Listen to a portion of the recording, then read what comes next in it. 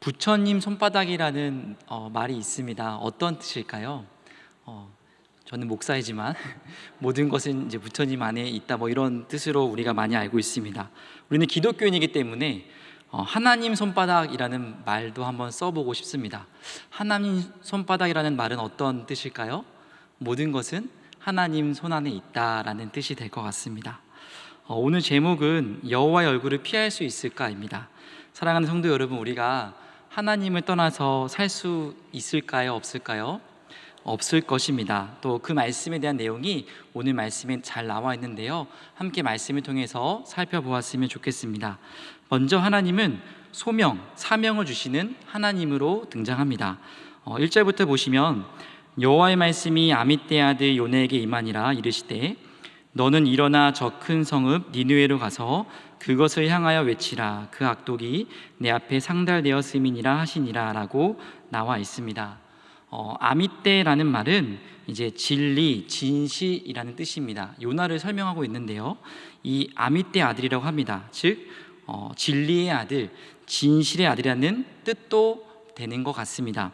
어디 족속인지는 성경에 나오지 않습니다. 예를 들면 레위 지파라든지 어느 족속인지 나오진 않지만 단 아버지 이름의 뜻처럼 선지자였고 또 선지자 역할을 감당하였습니다.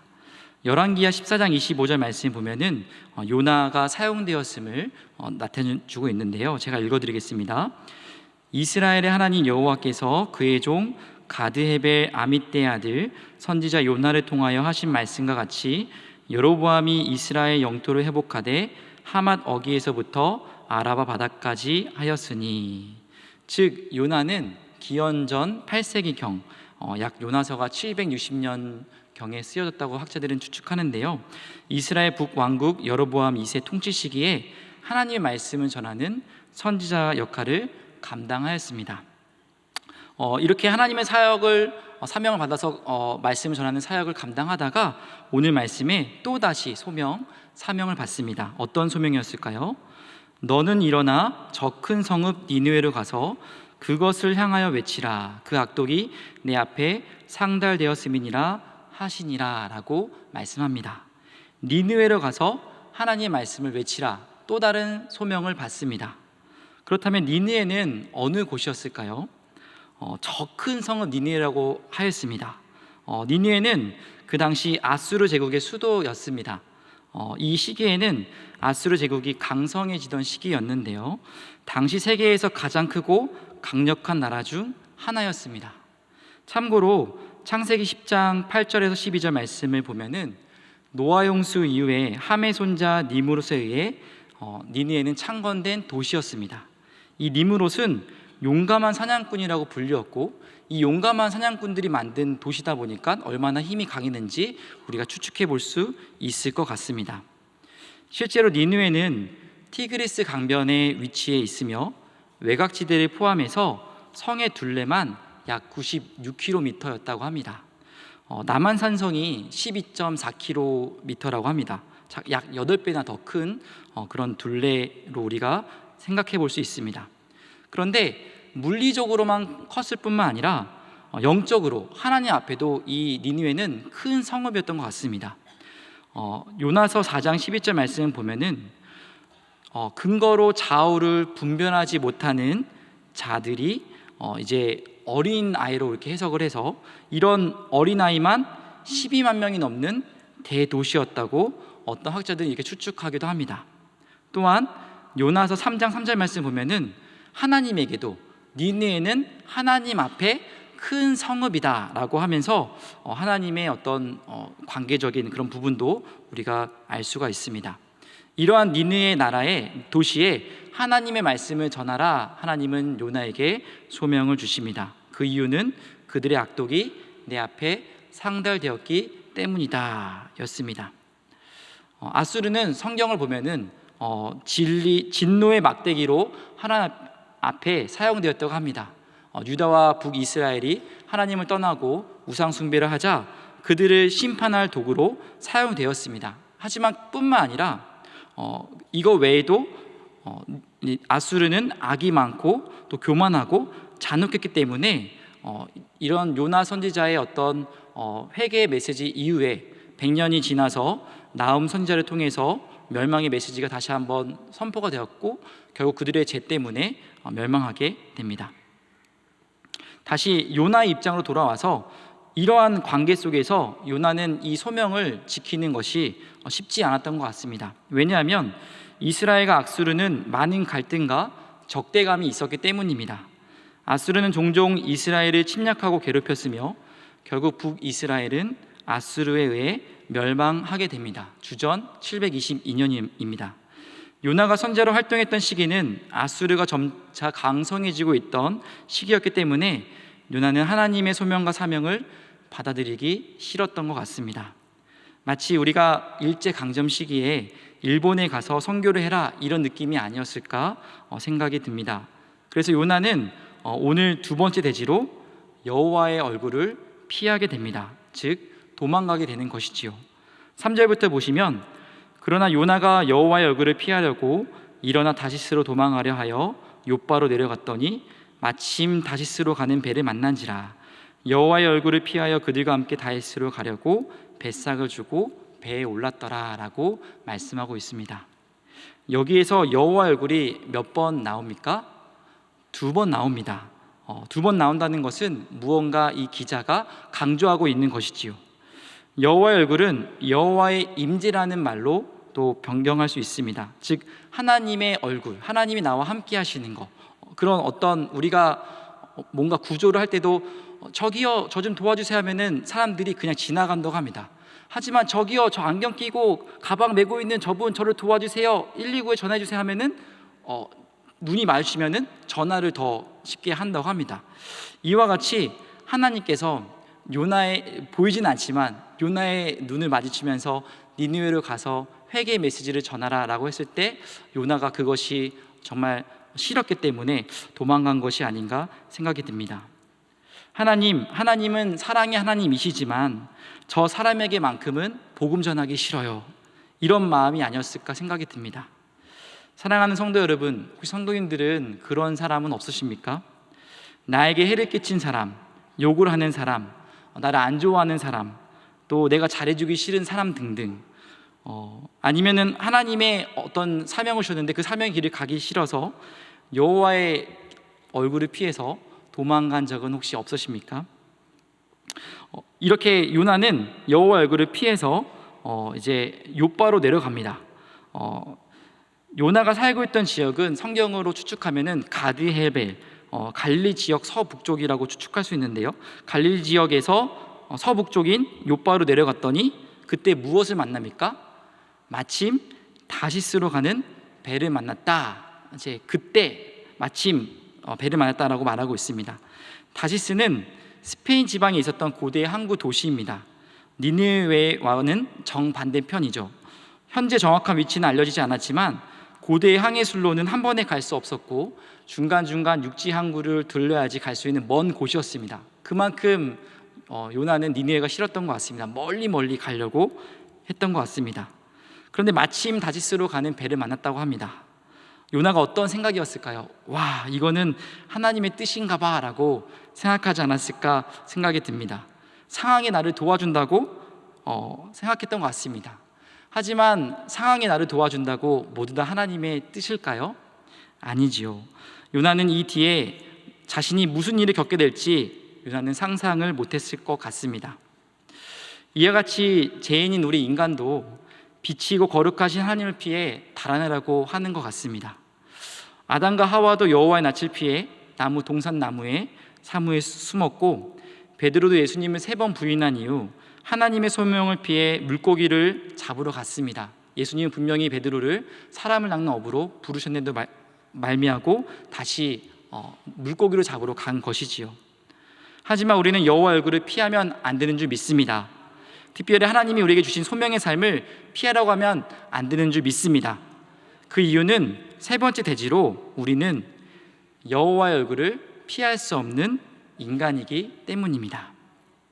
여호와의 얼굴을 피할 수 없는 인간이기 때문입니다. 4절부터 보시면 여호와께서 큰 바람을 바다 위에 내리심에 바다 가운데에 큰 폭풍이 일어나 배가 거의 깨지게 된지라. 사공들이 두려워하여 각각 자기의 신을 부르고 또 배를 가볍게 하려고 그 가운데 물건들을 바다에 던지니라. 그러나 요나는 배 밑층에 내려가서 누워 깊이 잠이 든지라 라고 말씀하고 있습니다. 마침 다시스로 가는 배를 만나서 정말 뱃삭을 주고 배에 올랐는데 어떤 게 일어납니까? 큰 풍랑과 폭풍이 일어납니다.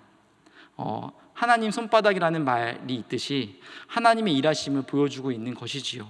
하나님이 모든 것을 섭리하시고 또 징계하시는 모습을 라고 우리는 생각할 수 있을 것 같습니다. 여호와의 얼굴을 피할 수 없는 인간의 모습임을 보여주는 것 같습니다. 그런데 여호와의 얼굴을 피하려고 했던 요나의 노력은 정말 가상합니다. 3절에 보시면 욥바로 내려갑니다. 그리고 뱃삭을 주고 두 번째로 배에 올랐습니다.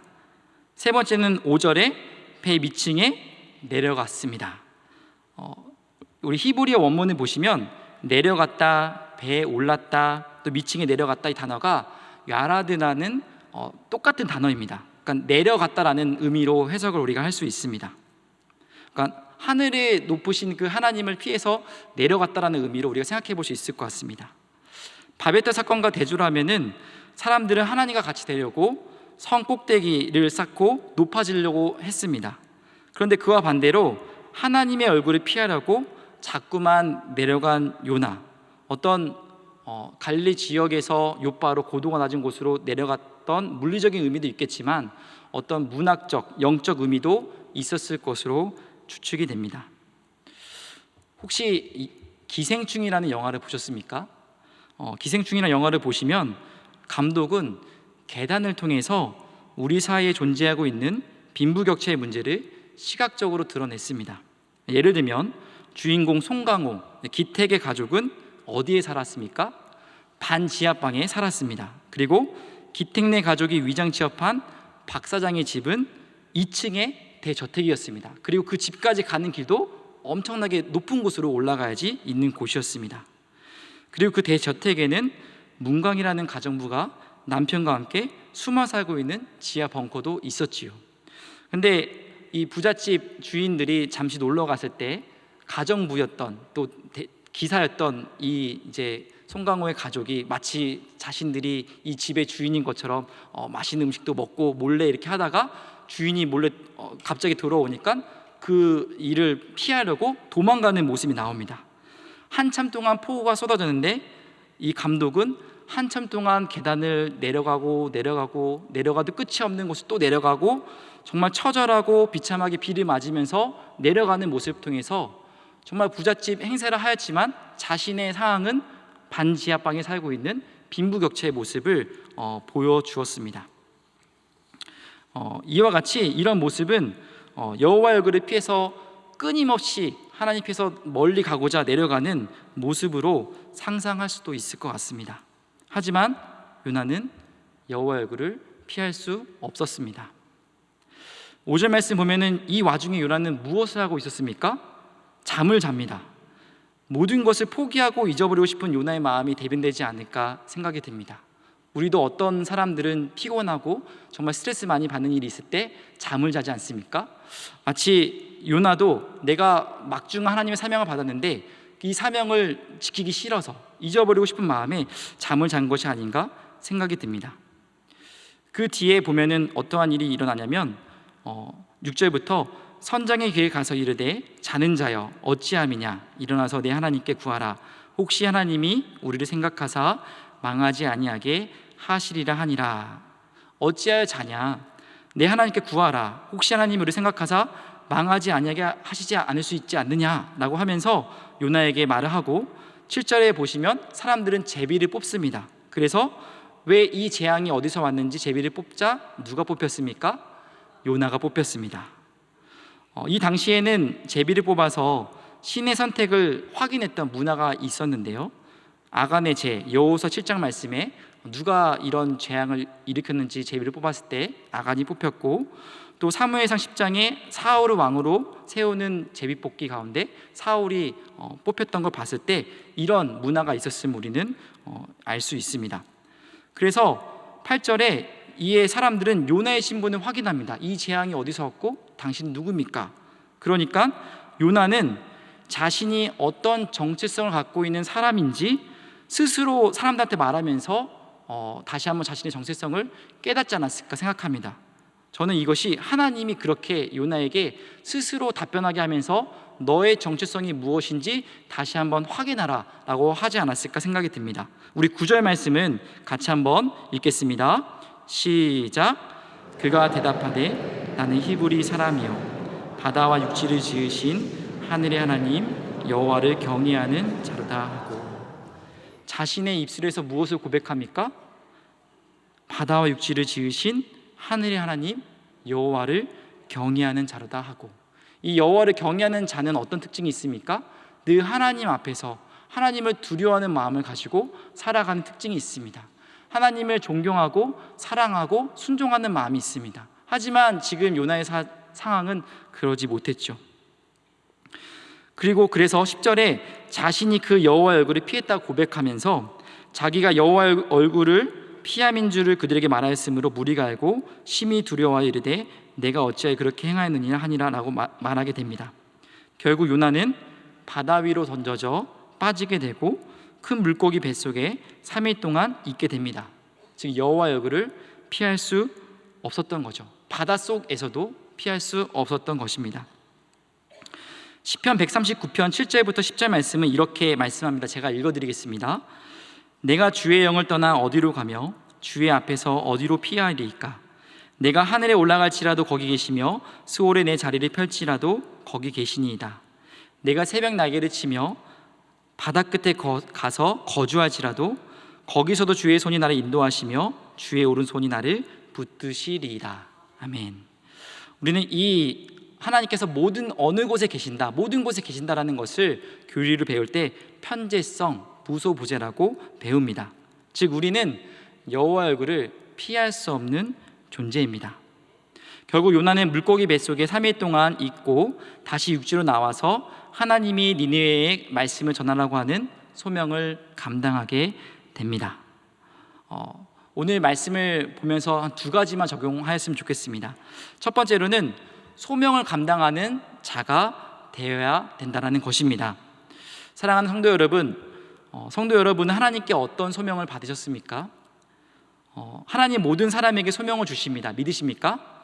그것은 이사야 43장 21절 말씀처럼 이 백성은 내가 나를 위하여 지었나니 나를 찬송하게 하려는 함이라 라는 찬송이 될 수도 있고, 고린도전서 10장 31절 말씀처럼 먹든지 마시든지 하나님의 영광을 위하여 하라, 하나님의 영광을 위하여 사는 삶일 수도 있을 것 같습니다. 또한 마태복음 28장 19절 20절 말씀처럼 모든 민족에게 가서 또 제자를 삼고 예수님이 우리에게 가르쳐 주신 것들을 가르쳐 지키게 하는 복음 전도, 선교, 제자화의 사명일 수도 있을 것 같습니다. 구체적으로는 우리의 직업 그리고 또 교회 내 직분의 소명일 수도 있을 것 같습니다.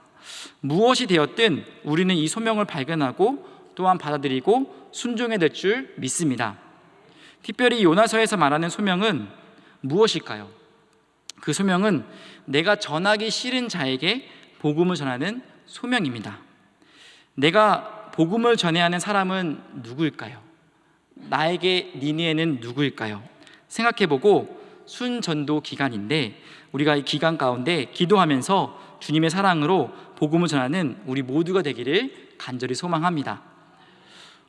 저는 말씀을 준비하면서 제가 받은 소명이 무엇인가 한번 생각해 보았습니다. 제가 어렸을 때 어머니가 저에게 하셨던 말씀들이 생각이 났습니다. 어머니가 제 위에 2살 많은 누나가 있는데요, 누나를 낳은 이후에 하나님 저에게 만약 아들을 주시면 이 아들을 하나님께 바치겠다라고 기도를 했다고 합니다. 저의 의사랑은 전혀 상관이 없었는데요. 근데 이 말이 어머니가 저에게 목회자가 되라는 말은 한 번도 한 적이 없습니다. 근데 이 말이 저에게 어렸을 때 새겨졌고 내가 언젠가 하나님께 내 삶을 드리며 살아계신 하나님을 전하는 자가 되어야겠다라는 그런 각인, 세뇌 이런 것들이 되었던 것 같습니다. 그리고 또 때가 됐을 때 개인적인 내적 소명을 받으며 또 지금 하나님의 은혜로 이제 말씀을 전하는 목회자의 길을 걷고 있는 것 같습니다. 그런데 어려운 일도 있었습니다. 저에게는 이제 아버지와 새어머니가 계신데요, 이 두 분은 믿다 낙심한 영혼입니다.